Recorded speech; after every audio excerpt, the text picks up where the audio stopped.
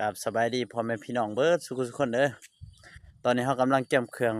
หลังจากที่ฝนเอื้อเนาะประมาณ2 โมงเนาะบรรยากาศครึมๆอยู่เฮือนเพราะตอนนี้เขากำลังสิออกไปว่าสิไปจอบเห็ดปวกว่าเห็ดปวกออกมาจากเนาะหอบแรงพี่น้องอุปกรณ์ท่านี้มีมีดเนาะแล้วก็กระทงทั้งหลังเด้อไปเบิ่งว่าเฮาสิหมานอยู่บ่พี่น้องว่าเฮาสิหมานเห็ดปวกอยู่บ่มื้อนี้ไปเจอกันเดี๋ยวเพิ่น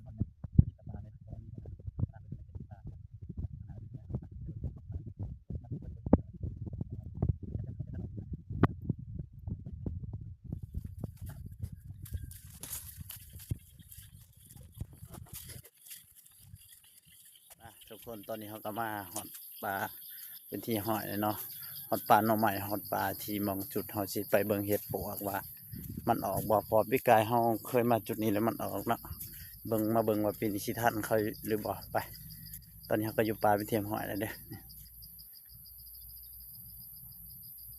ที่บ่ทันเอาไว้ก็มีเสียงคนอยู่ทางนั้นมา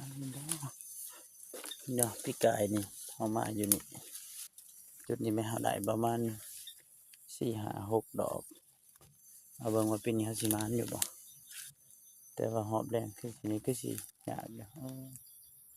อันนี้เฮ็ดหยังล่ะ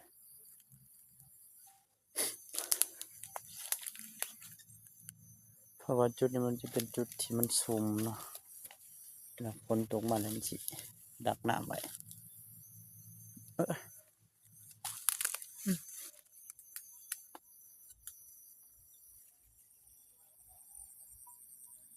เงียบกริบโอ้ยเขามาก่อนเฮาแล้วพี่น้องเอ้ยเออจนแป้นเบิดชนทางกูท่านเขาจะเถื่อ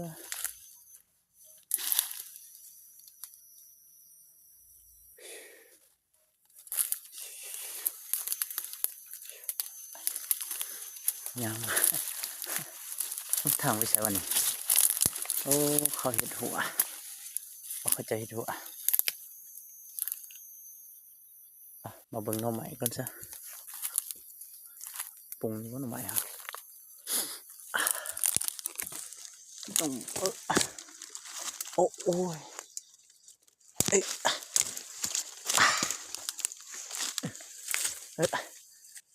โอ้ยหน่อใหม่ก็คือบัวเห็นเลย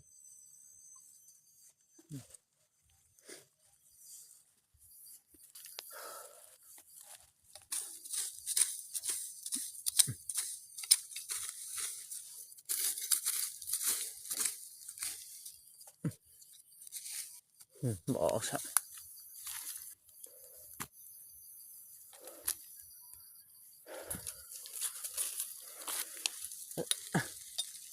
โอ้ยเนาะ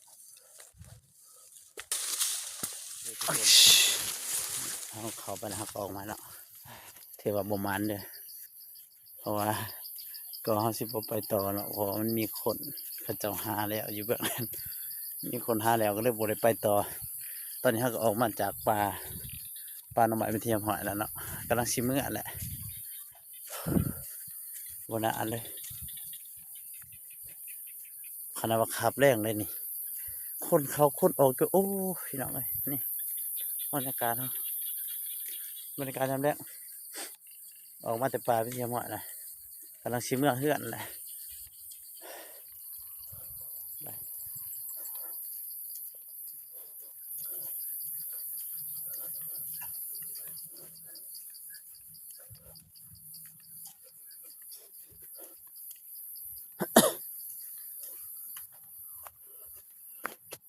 โอ้น่าเฮือนนั่นเองเนาะจริง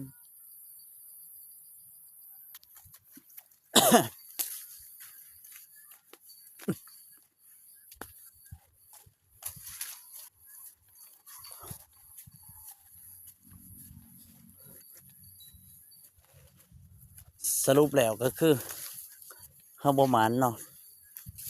ข้าวบหมานบ่ได้เห็ดพอดอกเลยนี่ก็เขาเองเนาะทางหลังเฮือนเลยนะไปโบตกไปไกลไปหาหน่อใหม่ก็มันไปหลังเฮือนหาเห็ดไปหลังเฮือน หากบหาแขกหาปูหาปลากำลังเฮือนเพราะว่ามันมีน้องนี่นี่กันเอาเอง มีทุ่งนาอุ้ยสวยมีน้องกับแปะโตรังเฮือนเนาะน้องสบายยังหากินหายากกินปลากับลงน้อง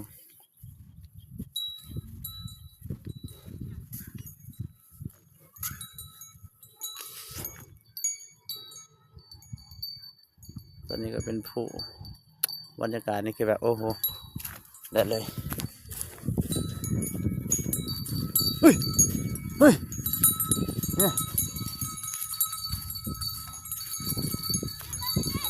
ใส่เว้ย